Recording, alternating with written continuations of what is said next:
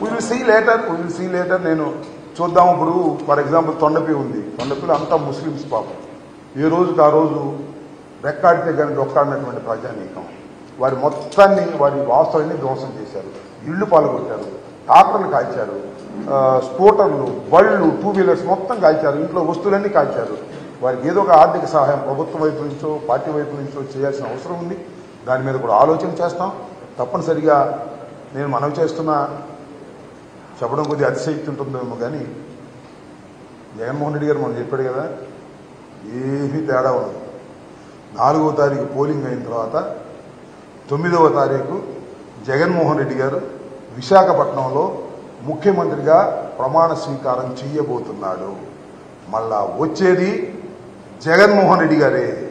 ఎన్ని కుట్రలు ఎన్ని కుతంత్రాలు చేసినా జగన్మోహన్ రెడ్డి గారే మళ్ళా ఈ రాష్ట్రానికి ముఖ్యమంత్రి అవుతారు.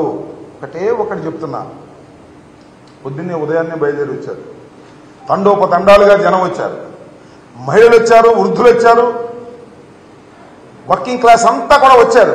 దీనికోసం వచ్చారబ్బా. చంద్రబాబు నాయుడు గారు గొప్పతనం నుంచి వచ్చారా? చంద్రబాబు నాయుడు గారు అద్భుతమైన పరిపాలన నుంచి వచ్చారా?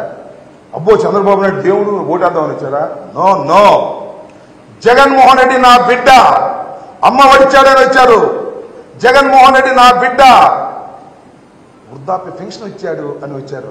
డ్వాక్రా మహిళ రుణమాఫీ ఇచ్చారని వచ్చారు. రైతు భరోసా నుంచి వచ్చారు.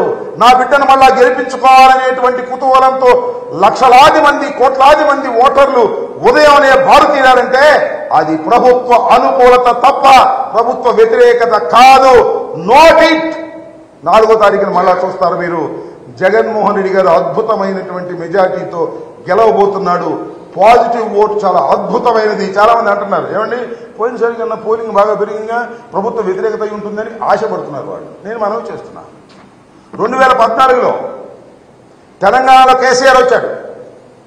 2018లో జరిగింది మనకన్నా ముందు, 1 సంవత్సరం ముందో 1 6 నెలల ముందో. 2014లో ఉన్న ఓట్ల శాతం కన్నా 2018లో ఓట్ల శాతం పెరిగింది. మళ్ళా కేసీఆర్ వచ్చాడు. ఇక్కడ కూడా ఓట్ల శాతం పెరిగింది. మళ్ళా జగన్మోహన్ రెడ్డి అధికారంలోకి వస్తాడు. దానిలో ఏ విధమైన సందేహము లేదు. ప్రజలు ఉదయాన్నే లేచి వచ్చి జగన్మోహన్ రెడ్డి గారి గుర్తు ఫ్యాన్కు వేసి తృప్తిగా ఇంటికి వెళ్లాలనేటువంటి ఉద్దేశంతో వచ్చి గంటల తరబడి సైతం లైన్లో నిలబడ్డారనే విషయాన్ని దయచేసి మర్చిపోవద్దని మనవి చేస్తున్నా. జగన్మోహన్ రెడ్డి గారే మళ్ళా ముఖ్యమంత్రిగా కాబోతున్నారు. 9వ తారీఖున ఇంతకుముందు బొత్స సత్యనారాయణ గారు ప్రకటించినట్టుగానే విశాఖపట్నంలో ప్రమాణ స్వీకారం చేయబోతున్నారు. సరే, ఇక్కడ జరిగిన గొడవల వల్ల కానీ పోలీసులు వైఫల్యం చెందని ఆరోపిస్తున్నారు కాబట్టి మీ విద్యావకాశాల మీద ఉన్న ప్రభావం ఏ విధమైన ప్రభావం ఉండదు. నా విద్యావకాశాల మీద కానీ లేదా వైఎస్ఆర్ కాంగ్రెస్ పార్టీ విజయావకాశాల మీద కానీ ఏ విధమైన ప్రభావం చూపలేదు.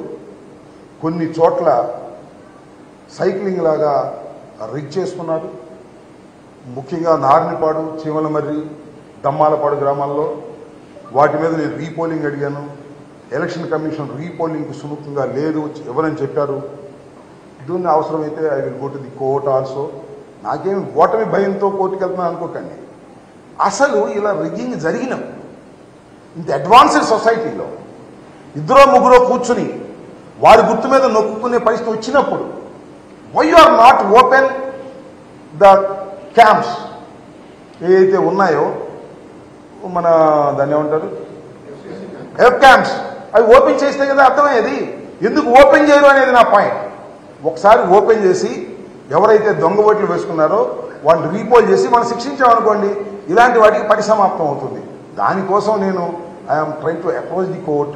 వస్తున్నారా that is a different matter. చాలా మంది అనుకోవచ్చు అవన్నీ రీపోల్ జరగకపోతే అమరరావు ఓడిపోతాడనే భయంతో అని. No, never. అత్యధికమైన మెజార్టీతో నేను మళ్ళా చెప్తున్నా, పోయినసారి కన్నా ఒక్క ఓటైనా ఎక్కువ వస్తేనే అది నా నైతిక విజయం, లేకపోతే నా నైతికంగా విజయం కానట్టు లెక్క అని కూడా మరొకసారి ఐఎమ్ రీటరేటింగ్. మీరు అనుకుంటున్నారు ప్రజలు ఎంత అద్భుతంగా ఉన్నారో. నా మనసుకు తెలుసు, నా కళ్ళకు తెలుసు. ప్రతి ఊరు తిరిగాను, ప్రతి చోటకి వెళ్ళాను. ప్రజలు అద్భుతంగా జగన్మోహన్ రెడ్డి గారికి ఓటు వేయాలని అనుకుంటున్నారు. అందువల్ల నాకు ఓటు వేశారు. నేను అద్భుతమైన మెజార్టీతో గెలుపొందుతాయని కూడా మనవి చేస్తున్నాను. సార్, ఈ మధ్య ప్రచారం జరుగుతుంది రెడ్డి సమాజం వర్గం సపోర్ట్ చేయలేదన్న ఇవన్నీ ఇక ఆ సామాజిక వర్గం ఈ సామాజిక వర్గం I don't comment all these things. అన్ని సామాజిక వర్గాలు జగన్మోహన్ రెడ్డి గారి వైపే ఉన్నాయి. ఒకటి రెండు సామాజిక వర్గాలు కొద్దిగా తక్కువగా ఉన్నాయి.